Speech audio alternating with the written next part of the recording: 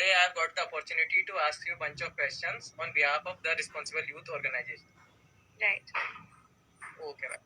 So, acknowledging the Responsible Youth audience, we are here with Srashti Jain Deshmukh ma'am, IAS 2019 MP cadre, ranked 5th in IAS 2018, Union Public Service Commission, Civil Services Examination 2018. So, ma'am, you can ask your questions in the comment section. Ma'am, moving on to our first question. Yes. Hello. Yes. Ma'am, moving on to our first question.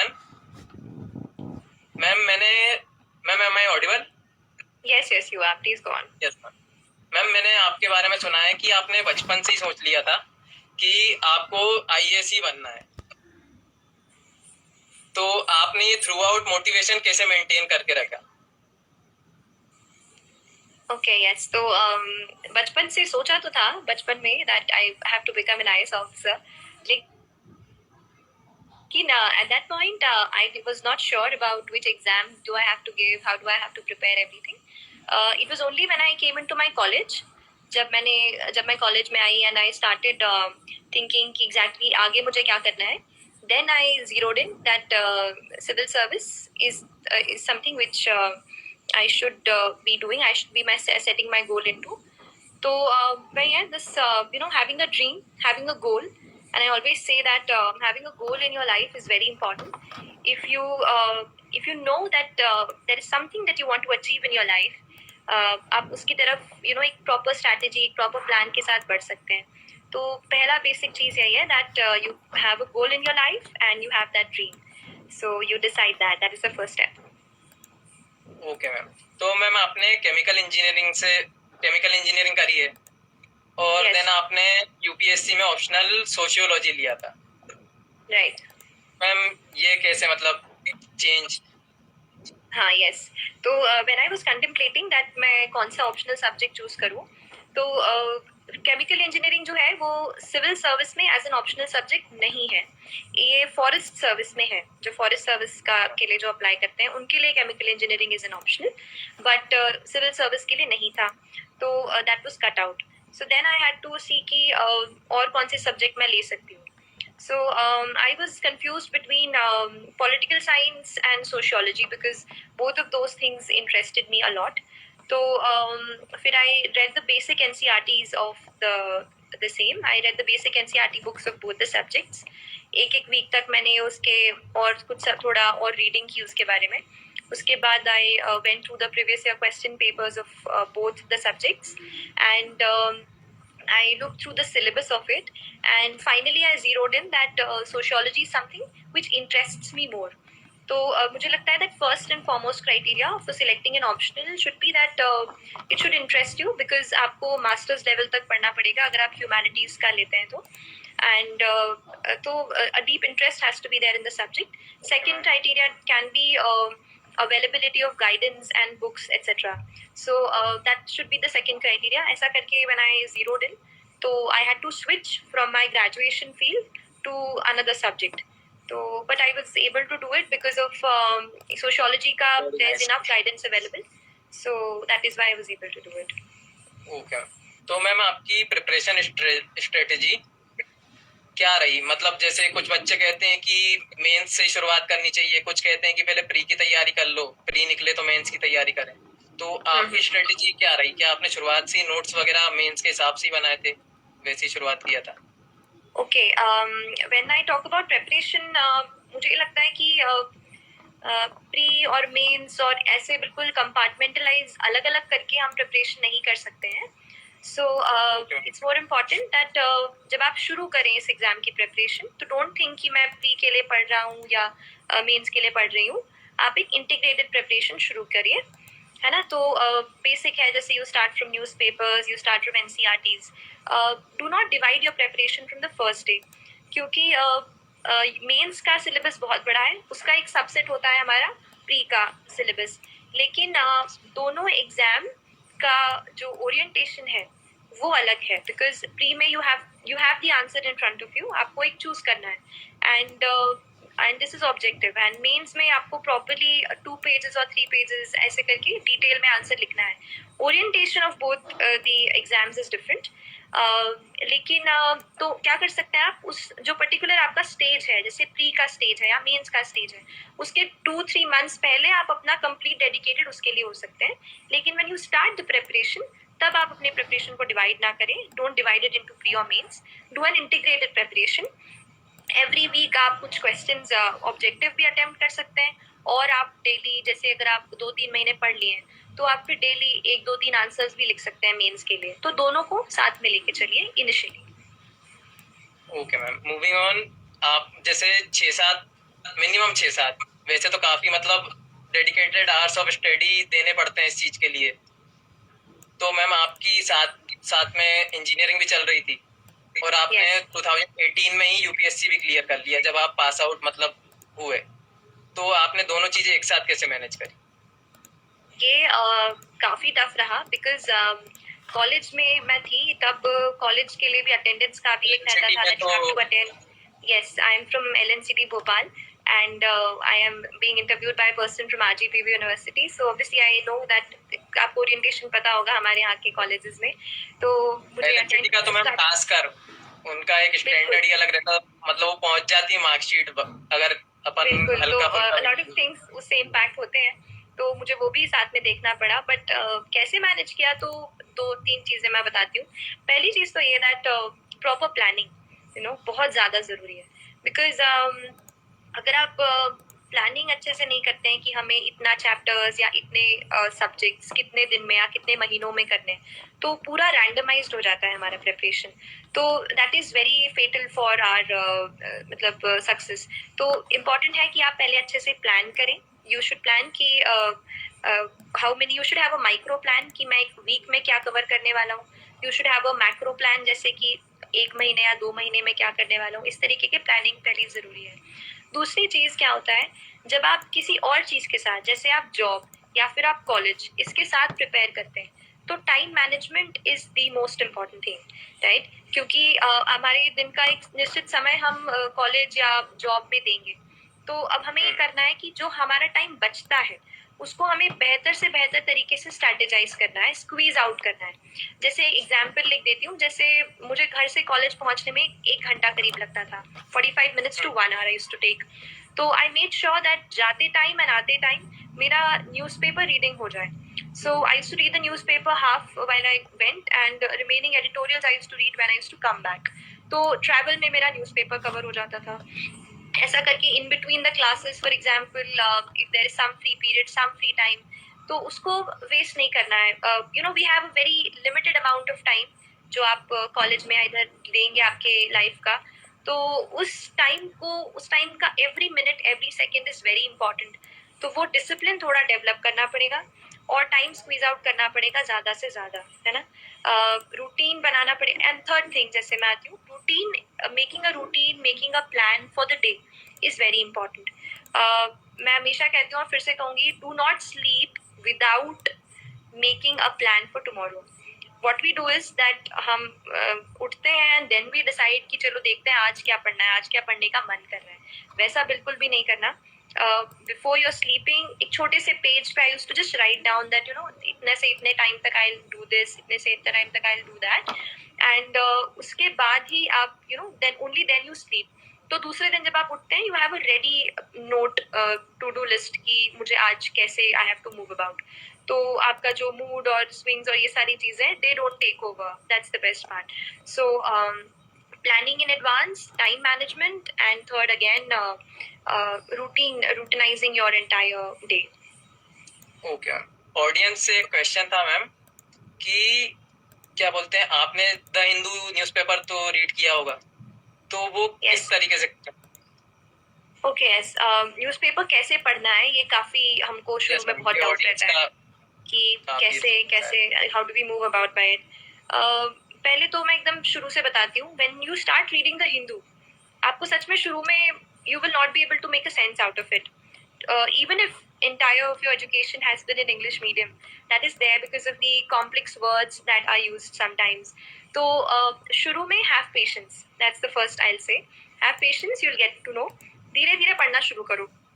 Focus also on the editorial part, right? क्योंकि जो आपका thought process develop होगा, जो issues के around comments या opinions होते हैं, वो ज्यादातर आपको एडिटोरियल्स में मिलेंगे, right?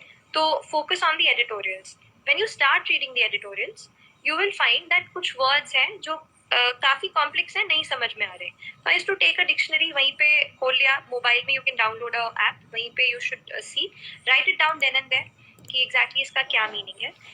chances are that again आप फिर से you'd come across the same word in days to come. तो ऐसा करके धीरे धीरे अपना vocab डेवलप करो. This is about starting to read. Now when you do newspaper reading, I personally used to make my notes from the newspaper. We have a lot of sources online जहाँ पे you will get कि पूरे notes का हमें सब मिल जाता है newspaper का. बट मुझे पर्सनली ऐसा लगता था that if I write down something with my own hands, तो वो एक बार मेरा माइंड प्रोसेस कर लेता है, तो I can remember that better.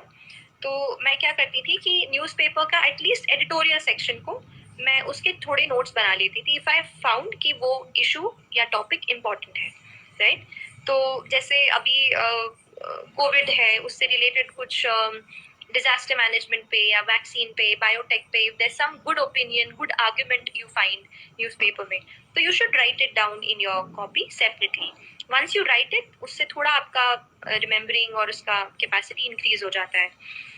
Initially एक और जब आप रीडिंग करेंगे न्यूज़पेपर की, तो you will take a lot of time. For example, you will take around 2 to 3 hours. तो आपको लगेगा कि इतना टाइम तो मेरा न्यूज़पेपर में ही जा रहा है, अब मैं आगे और क्या पढ़ूंगी.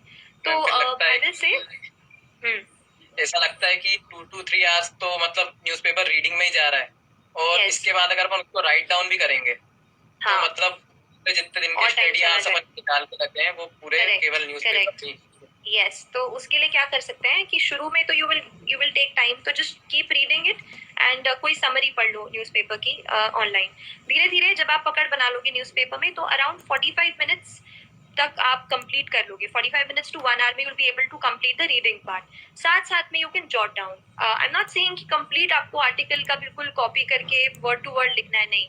कुछ इंटरेस्टिंग आर्ग्यूमेंट, कोई अच्छा डेटा, कोई फैक्ट, कोई कंपैरिजन, कोई इंटरनेशनल रिपोर्ट, ऐसी कोई चीज़ अगर आपको उस आर्टिकल में या न्यूज़ आर्टिकल में मिलती है या उस एडिटोरियल में मिलती है, उसको आप नोट डाउन कर लो.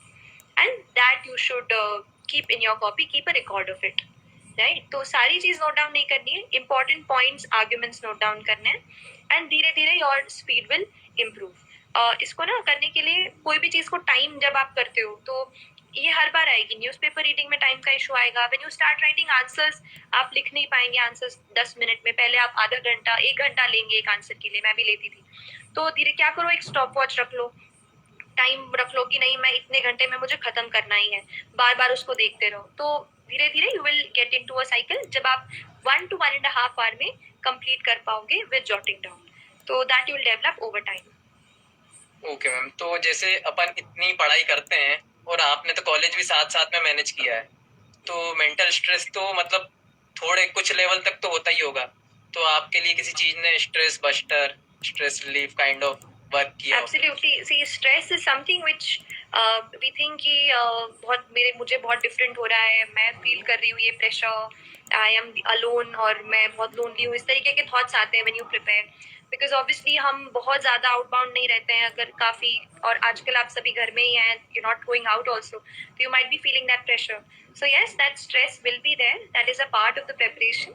लेकिन don't let it go in to your head. I mean, understand, make peace with it कि हाँ, स्ट्रेस होगा, थोड़ा प्रेशर होगा, थोड़ा प्रेशर होना ज़रूरी भी है. लेकिन उसको बहुत ज़्यादा ऐसा नहीं कि स्ट्रेस की वजह से आप रीड ही नहीं कर पा रहे हो, ये लेवल नहीं जाना चाहिए. So obviously you have to take some time out for yourself. For example, I used to do some yoga. Morning में सुबह उठ के थोड़ा योगा प्राणायाम कर लिया. शाम को I used to do some 5-10-15 minutes meditation meaning just sit down, close your eyes, listen to your breath, see how you're breathing, just calm down your thoughts, right? And when you sleep, before that, I believe जो हमारा sleeping time है वो हमारे पूरे दिन के लिए बहुत ज़्यादा important होता है. If you sleep well at night for 7 hours, 8 hours, you will be able to do your preparation the next day with much more energy, right? So before I used to sleep, I used to listen to some calm music, some soothing music. So I used to feel a bit calm ki chalo everything is fine and I'm not going to take much pressure. So find out those things for you, those hacks for you. क्या आपके लिए work करता है? Does music work for you? Does yoga work for you? Does talking to your friend work for you? You should have some of 3-4 things handy जो आप बहुत ज़्यादा when you get stressed up, you should be able to resort to. These things will help you, you know. And I think ये बहुत personal चीज़ है. सबका अपना अपना कुछ होगा which would make them feel light and which would give them more energy. So you have to find out that for yourself and keep doing it every day. Ma'am अधिकतर बच्चे तो इसका अपोजिट करते हैं मुझे लगता है, मतलब जैसे अगर उनको आवर्स बढ़ाने रहते हैं स्टडी के तो वो अपने स्लीप आवर्स में से कट डाउन करने की कोशिश करते हैं शुरुआत में। नहीं, स्लीप देखो, इसलिए आई ऑलवेज से कि sleep is something which will regulate the energy of your entire day, and especially because I'm saying this क्योंकि physical work अगर हो हमें करने के लिए, तो अगर कहीं बाहर जाना हो and all, तो that we'll do even if we are less on sleep. But our work is reading, our work is understanding things, our work is remembering things. This is all things which need your mind to be relaxed and properly slept. So 7 hours बिल्कुल अलग निकाल दीजिए, and बाकी का जो आपके पास time है, those hours are sufficient. You can divide them and study properly. Okay ma'am, आपके ट्रेनिंग पीरियड में आपका experience, your experience eight Lal Bahadur Shastri national academy of administration. Yes, incidentally, when I'm doing this session on 25th of August 2020, complete एक year हो रहा है मुझे. This year, मतलब this day last year, I was in Mussoorie, and this was my first day at the academy. So this day is very special, and if I am to share my experience, it was really nice. जितना changes I experienced during UPSC preparation, those things I could really live in the academy. I met so many good people, made friends, and itself the place is very beautiful. Academy is very nice. I had a lovely time, and it really makes me go back, think that how my parents had come. सब आए थे मुझे छोड़ने के लिए, मेरा भाई, मेरे parents, all the way to Mussoorie, and I was going there. I had those doubts in my mind कि कैसे कर पाऊंगी, how will I able to live, because I was moving out of home for the first time.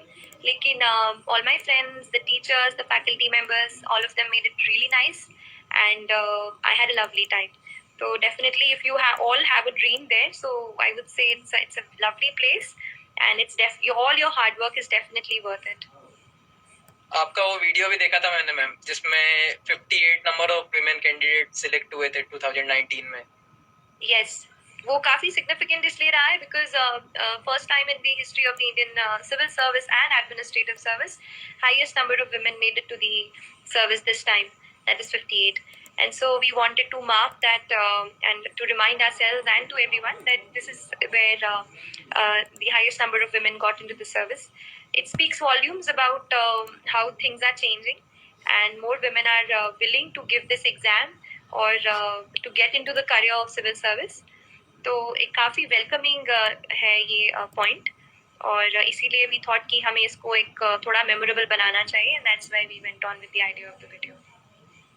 तो ma'am आपने आपके preparation period में मतलब काफी डिस्ट्रैक्शंस होते हैं, जैसे ऐसा लगता है बैंक की फील्ड में भी चले जा सकते हैं, MPPSC कर लेते हैं, वो शायद थोड़ा इजी पड़े, मतलब तो इन सब डिस्ट्रैक्शन को कैसे अवॉइड किया कि नहीं मेरा यही टारगेट है, मुझे यही करना है. और ऐसा भी होता है कि मैम शुरुआत में हम एक बुक उठाते हैं, ऐसा लगता है काफी पढ़ लेंगे, पर फिर वो एक बुक में इतने परेशान हो जाते हैं कि फिर बाकी जितना स्टडी मटेरियल रहता है वो साइड का साइड में ही रह जाता है. तो आपने सब चीजों को मतलब yes, you are asking two questions, तो मैं bifurcate करके आंसर करती हूँ. Okay. पहली चीज तो ये है that are we focusing on UPSC or are we choosing any other exam? See, मैं ये तो नहीं कहूँगी कि सारे लोग, you know, all of you should be giving UPSC. I'm not saying that.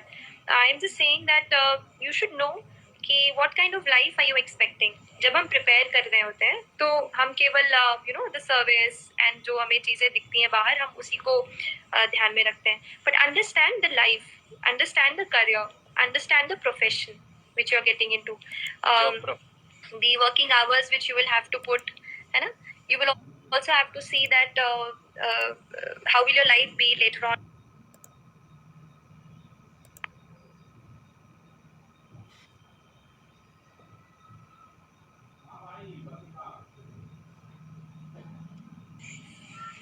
And once you are through that, once you know that this is it, then you shouldn't switch. At least one attempt of that exam, which and when I say attempt, जब मैं attempt कहती हूँ तो मैं केवल ये नहीं कह रही हूँ कि जाके आपने एग्जाम दे दी, वो attempt नहीं है. Attempt वो है जब आप completely आपने अपना 100% उस एग्जाम को दिया है, और जब आप बाहर आते हो तो you are like कि I have given my 100%, अब जो भी रिजल्ट आता है I will see. जब तक आप 100% अपना नहीं देते हैं, जब तक आप सारी चीजें पढ़ के और whatever effort that you can give, जब तक आप नहीं देते हैं, I would not call it as an attempt. तो एक अच्छे से अच्छा पूरा प्रिपरेशन करें उसके लिए, कीप दैट वन गोल, फिर उसके बाद स्विच ना करें. Second part which you asked me, that we open a book and then we are like bored कि पढ़ लिया 10 page 15 page and then we like कि we want to switch. This things happen. So what I used to do कि एक दिन में I used to keep 2 subjects, because एक subject काफी बोरिंग हो जाता है. So for example, if I am reading history in the morning, I read polity in the evening. And उसका भी बहुत एकदम रैंडम नहीं रखना है दैट चलिए I just start reading history today. No, have in your mind that अगर मैं मेडिवल हिस्ट्री पढ़ रही हूँ या एंशिएंट हिस्ट्री पढ़ रहा हूँ, तो मैं कौन से चैप्टर, अगर चैप्टर बहुत बड़ा है तो मैं उसके कितने पेजेस क्या कर रही हूँ, इतना माइक्रो प्लानिंग मैं करती थी that 15-20 pages I am going to read today. सो मेरा एक टारगेट सेट हो जाता है. And when I have a target, randomness कम हो जाती है. राइट, यू डोंट, आप अपने को छोड़ते नहीं हो कि खुला कि जो मन में है, जब मूड जितना बने उतना पढ़ेंगे, वो नहीं होता है. तो हैव अ टारगेट कि कितना number of pages you are going to read, and उतना माइक्रो प्लानिंग करेंगे तो chances are less that you will get distracted. And also have another subject in the day. Sometimes one subject is very boring to study the whole day. So if you have 2 subjects, उसमें बीच में current affairs पढ़ लिया, या बीच में थोड़े 5-1 सवाल लगा लिया. आजकल ऑनलाइन इतनी वेबसाइट्स हैं, उस पे they keep giving you daily quizzes and all. तो ब्रेक के लिए you can give a daily quiz और समथिंग लाइक दैट. ऐसे करके पूरा डे प्लान करो that your mind and you are interested in the preparation and reading. Okay ma'am.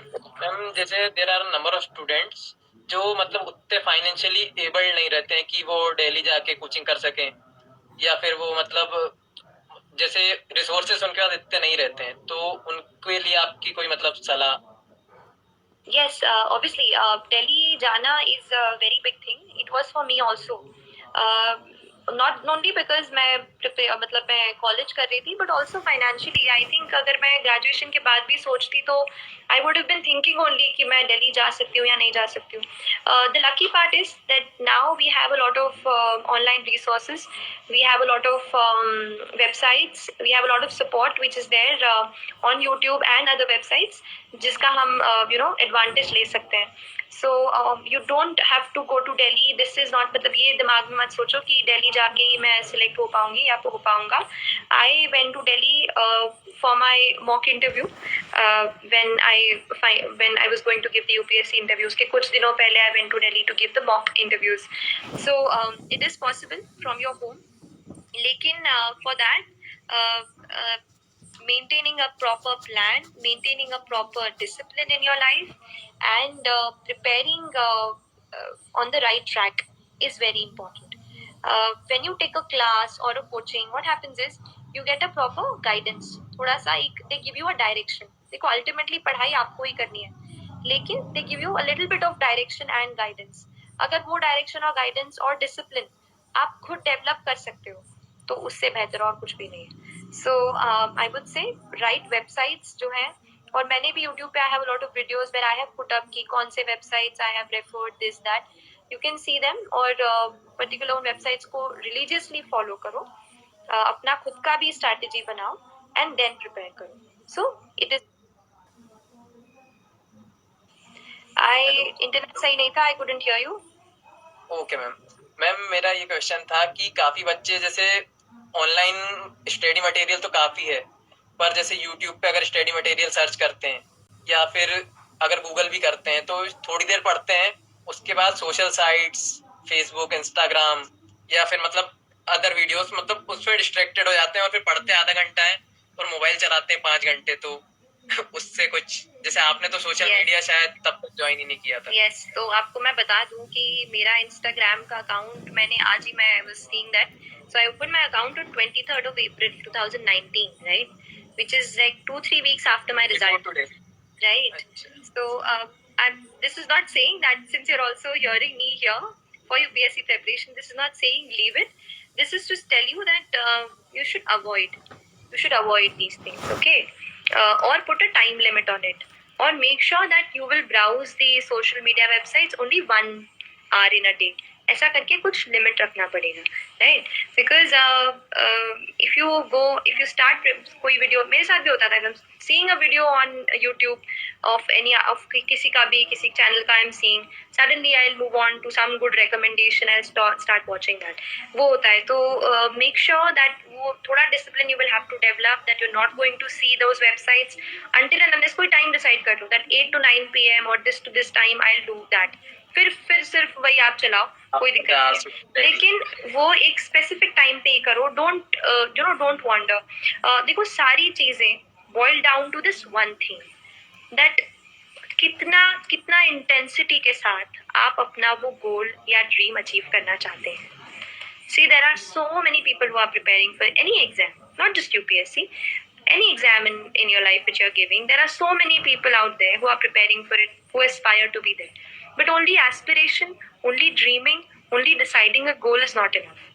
जितना बड़ा आपका गोल है, जितना huge you're thinking that I want to go through, उतना ही बड़ा आपका हार्ड वर्क होना पड़ेगा, उतने ही ज़्यादा एफर्ट्स आपको डालने पड़ेंगे. And in that, have a competitive approach. Think if I will waste my 1 hour, 1 minute, 1 day in browsing social media website, imagine how much the other person who I'm competing with is preparing that time, right? Have that perspective that someone out there right now is studying a book, is completing the chapter. Am I using my time productively? Am I giving my 100%? Will I be able to जब क्या मैं रात को सोते समय खुद को बोल पाऊंगा, ये बोल पाऊंगी that I have 100% used my time today and I'm very satisfied with my preparation? If you can say that, very good. But if you cannot, then you need to make sure that you are not wasting your time or anything. You know, जो inner resolve है, जो internal motivation है, why do you want to achieve it? How much with intensity you want to do it? That resolve is very important. And अगर वो resolve आप अच्छा कर लोगे, if you have that in your mind, then all of these distractions, everything, इसका impact will definitely reduce. Okay ma'am, Hindi और English medium students के लिए क्या इक्वल अपॉर्चुनिटीज रहती है? क्योंकि काफी हिंदी मीडियम बच्चे मतलब जो रहते हैं वो कहते हैं कि जितनी इंग्लिश मीडियम स्टूडेंट्स को अपॉर्चुनिटीज मिलती है उतनी हमको नहीं रहती है. ठीक है, I'll tell you one thing. इसमें एक चीज है that once you are writing the exam, right, be assured that उसमें कोई अलग नहीं है, that English medium या Hindi medium. If you're writing substantial answer in Hindi, in any language, in English, ऐसा नहीं है कि उसमें मार्किंग में किसी में इशू होगा. That is not an issue. That you be assured. That is one thing. लेकिन सेकेंड थिंग अब ये आता है दैट होता क्या है आजकल, दैट जितना भी ऑनलाइन मटेरियल का प्रोलिफरेशन हुआ है, जो हमें अवेलेबिलिटी मिलती है मटेरियल की, ज़्यादातर हमको वो मटेरियल इंग्लिश में मिलता है. सो वहाँ पे इशू आ जाता है. जो अवेलेबिलिटी ऑफ मटेरियल मुझे लगता है वो एक इशू आ जाता है हिंदी मीडियम स्टूडेंट्स के लिए, जो थोड़ा सा प्रिपरेशन में उनको थोड़ा ज़्यादा एफर्ट डालना पड़ता है. बस वो वाला जो चीज़ है, I think that is the only thing. I won't say उसके अलावा ऐसा इक्वल अपॉर्चुनिटी नहीं है, ऐसा मैं नहीं कहूँगी. आई वुड ओनली से कि अवेलेबिलिटी ऑफ मटेरियल का इशू हो सकता है, लेकिन I have people, I have batchmates, जैसे there is Dilkhush Meena. He is doing very well in Delhi right now. He's in probation and he wrote his exam from Hindi medium. तो he also has shared the strategy on online platforms, आपको मिल जाएगी. और you could also उसका link मैं आपको कहीं से देके, I mean we could share the link with all of the people who want to know कि कैसे हिंदी मीडियम वालों को prepare करना चाहिए. We'll share that link. I think equal playing field is there as long as proper material is available. That you be assured. और उसका strategy I will share. I think मैं इतना, क्योंकि मैंने इंग्लिश मीडियम में exam दिए तो मैं कॉम्पिटेंट इनफ नहीं हूँ कि मैं आपको उसका बता पाऊँ, तो उनकी strategy I will share with you. Okay ma'am. Audience में से मैं क्वेश्चन है कि आपकी जो सोशियोलॉजी की बुक लिस्ट सेपरेट, वो सोशियोलॉजी की book list? Yes ma'am. I have made sociology optional लिया है उनके लिए book list. Yes, I have made a separate video on YouTube on my personal channel, which is Srushti Deshmukh. You can search for that. And मेरा एक separate video है sociology book list for UPSC, something like that it's titled. And जितना भी books I have used, whatever resources I have used, all of that I have covered in it. So you can go to that and refer to it. Okay ma'am. Ma'am women empowerment पे आपका take, जैसे मैंने आपका एक post देखा था ma'am, तो वो आपने लाइक किया था, तो उसमें ये था कि अगर लड़कियां इंडिपेंडेंट रहें और अपना काम मतलब पूरा जो करें, जो करना चाहती है वो करें, तो उन्हें रिबेलियस कहा जाता है, ना कि रिबेल। मतलब उन्हें विद्रोही कह के पुकारते हैं लोग, ना कि बागी। इस पे आपका क्या ओपिनियन है? आपने लाइक भी किया था ये पोस्ट। यस मुझे ऐसा लगता है दैट जो एक प्रिडोमिनेंट हमारी इंडियन सोसाइटी में, और क्योंकि मैंने सोशियोलॉजी भी पढ़ा, and when I read about it and also I read other articles how it's going in the country, मुझे लगता है एक predominant feeling ये है that if a woman is sacrificing, or if a woman is doing work at home or something like that, that is considered to be the usual behavior for women. So if you start becoming independent, meaning if you are financially independent, if you start taking decisions in your family or for other people, thoda sa people start thinking that this is going out of league. So obviously that behavior is seen as rebellious in our society. लेकिन I think ये चीजें अब change हो रही हैं.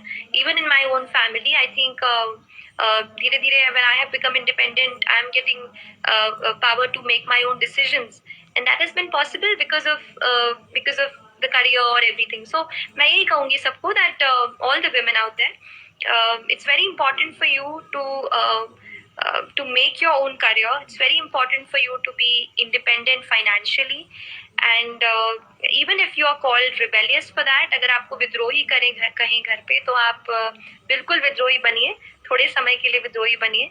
लेकिन if you are able to achieve your dream, if you are able to become independent financially, आपको जो satisfaction मिलेगा, आप जितना confident feel करेंगी, that feeling is out of the world, and that is something जिसकी जरूरत आज हमारे कंट्री को ऐसे ही women की है. So that is something, that is my take, that all of the women should work hard to achieve whatever they want to, and do not stop at how the society perceives you, कि लोग क्या कहते हैं इस पे ना रुके. Just keep working hard and achieve the place that you have to. आपका मैम मैंने एक वीडियो भी मतलब एक इंटरव्यू और देखा था, उसमें भी आपने कहा था कि विमेन एम्पावरमेंट आपके हिसाब से उतना मतलब एकदम सही वर्ड नहीं है। वो इस टाइप का कुछ होता है कि मतलब हम मौका दे रहे हैं, मतलब जो मैस्कुलाइन लोग हैं, मतलब मेंस मौका दे रहे हैं विमेन को। एम्पावरमेंट की जगह आपने शायद कोई वो वर्ड याद नहीं आ रहा, आपने कोई और वर्ड यूज किया था। तो राइट, ऑब्वियसली मतलब जब हम कहते हैं कि हमें विमेन को एम्पावर करना चाहिए, तो हम ये मान के चल रहे हैं कि अभी विमेन एम्पावर्ड नहीं है, अभी विमेन वीक है ना, ये बात है. तो इस अंडरलाइन कॉन्सेप्ट को ही हमें थोड़ा रीथिंक करना पड़ेगा. I think women are very capable. We just don't know that how much we are. Maybe हर चीज में हमें कभी डिसीजन लेने का मौका नहीं मिला, या we didn't go to the field find out for our own self की चीजें कैसे होती हैं. हमें हैंड्स ऑन एक्सपीरियंस नहीं है. बार बार हम एक ही तरह के काम करने में व्यस्त हैं. तो शायद उस वजह से हम खुद का कॉन्फिडेंस, खुद के डिसीजन मेकिंग पावर और खुद के फ्रीडम पे हम खुद ही रोक लगा देते हैं. So I think it's very important that you go out, you be confident in your own skin. It does not matter how you look. It does not matter what people say. What matters the most is your own internal confidence, what you feel about yourself, and how proud of you are about you, right? तो empower खुद को करना है, because you already are that. हम already equal हैं, हमें बस वो एक रियलाइजेशन नहीं हो पाता है. एंड वो कब होगा? जब आप फाइनेंशियली इंडिपेंडेंट हो जाएंगी, जब आप खुद के डिसीजंस ले पाएंगी, वो फीलिंग आप एंजॉय कर पाएंगी. इसलिए बार बार मैं ये कहती हूँ that please, it's not about studying. I mean कोई फैशन डिजाइनर बनना चाहेगा, कोई और कुछ बनना चाहेगा, you want to be a teacher, you might want to be anything. Achieve that in your life. Achieve that goal, be independent, and then see, you will be even more confident than you are. And जब एक महिला, एक लड़की, एक women confident होती है, तो मुझे लगता है 10 other also women seeing her become confident, they realize their own potential. So please motivate others also, and that's my whole thing. Ma'am आप काफी लोगों के रोल रोल मॉडल हैं और पूरे देश में आपको काफी ज्यादा एडमायर किया जाता है। तो जब आप अपने स्टडी पीरियड में थे तब मतलब आपका कोई रोल मॉडल या थे या थी? Yes, this is my I always say that this is my good luck or good whatever that is, good fortune, that मुझे इतना इतना इतना प्यार सबका मिलता है, everybody loves me, admires me, वही मेरे लिए बहुत बहुत बड़ी बात है। I don't think मैंने ऐसा कुछ बड़ा किया है लाइफ में, but I thank everyone for all the love that they give me. When I talk about my own people who I took inspiration from, I think role model बिल्कुल कभी ज्यादा मत मानिए किसी को, मुझे भी मत मानिएगा रोल मॉडल। सारे लोगों से थोड़ा थोड़ा लेते रहिए, इंस्पायर होते रहिए। फॉर एग्जाम्पल मेरे लिए एपीजे अब्दुल कलाम जो हमारे राष्ट्रपति थे, साइंटिस्ट थे इतने फेमस, वो मुझे हमेशा से इंस्पायर करते थे। स्कूल में मैंने उनकी जो बुक्स होती थी, wings of fire etcetera, all of that I used to read in the school. तो मैं काफ़ी मोटिवेट हुई थी उनसे कि इतने हम्बल बैकग्राउंड से आके studied so much and went on to become the president of the country. So that was one person. उसके अलावा lot of women in from different fields, जैसे किरण बेदी मैम है, lady IPS officer, wonderfully confident, the way she carries herself, मैं बहुत उनसे impress होती थी। तो वो है। उसके बाद स्पोर्ट्स में Sania Mirza, she is there. I always used to get inspired. उनका कहीं कोट पढ़ा था कि यू नो जैसे वो रिबेलियस वुमेन पे ही उनका कुछ कोट था, दैट अगर आप लोग आपको रिबेलियस वुमेन कहने लग गए हैं, so think that you are on the right track, because if you are trying to achieve something which the society is going against, तो आप सोचें कि that is something which if you're doing right, then definitely you should go on. You should not care what people think about you. So she also has inspired me a lot. तो ऐसा जो भी all people I took inspiration from, there was not one person but a lot of people. Or historically speaking, Swami Vivekanand used to inspire me a lot. Swami ji का एक coat है which I had बहुत बड़ा सा लिख के I had put it on in my room, study room, and the quote is something like that think of an idea, take up one idea, think of it, dream of it, live on that idea. Let your brain, your muscles, every part of your body be full of that idea and leave every other idea alone. That is the way to success. ये उन्होंने कहा था, उनका एक quotation था, और ये मुझे बहुत इतना इम्प्रिंटेड है मेरे दिमाग में दैट इनिशियली जब मैंने प्रेप स्टार्ट की थी तभी मैंने इसको लिख करके अपने रूम में चिपकाया था। अभी तक मुझे जुबान याद है क्योंकि मैं रोज उसको या ऑल्टरनेटिव पढ़ती थी। तो ऐसे लोग हैं जिन्होंने काफ़ी इंस्पायर किया, and you should keep reading these good quotes, good things that motivate you. And also एक चीज़ और कहूँगी मोटिवेशन के लिए, होता क्या है आजकल, सोशल मीडिया है, ग्रुप ऑफ फ्रेंड्स हैं, या कुछ रिलेटिव्स हैं, पड़ोसी लोग हैं, they will try to pull you down, right? So when you are preparing, when you are trying to achieve your goal, connect yourself and surround yourself only with positive people. Those people who add energy to you, those people who motivate you, उन्हीं के साथ रहिए, उन्हीं के साथ time spend करिए। कुछ लोग जो आपको पुल डाउन करते हैं, थोड़े दिनों तक कहिए we are not going to connect with you, we are not going to talk to you, right? Be a little selfish in that. अगर आप एक दिन सेल्फिश हो गए हैं खुद के प्रिपरेशन के लिए, let me tell you that आप पूरे लाइफ जनरोसिटी के साथ लोगों की हेल्प कर सकते हैं, लेकिन उस टाइम पर जब आप प्रिपरेशन कर रहे हो तो surround yourself only with positive people, meet only positive people, talk to your family members. I was very lucky that मैं घर में प्रिपेयर कर रही थी, that I had my mother, my father, my grandma, my brother to support me, to talk to me.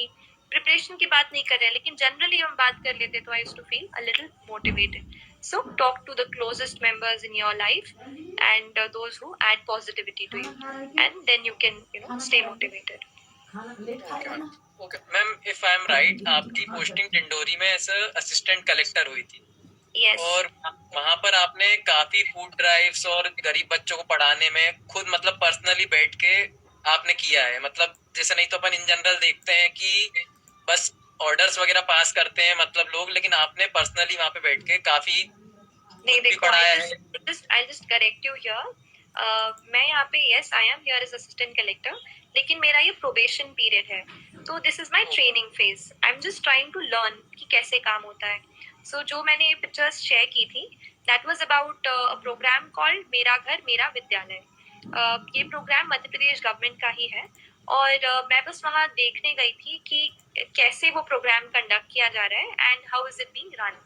तो और क्योंकि education as a sector मुझे हमेशा से काफ़ी इंटरेस्टिंग लगता है और मुझे लगता है कि इसमें काफ़ी वर्क होना बाकी है, स्पेशली हमारे स्टेट। काफ़ी मुझे लगता है इस हमारे स्टेट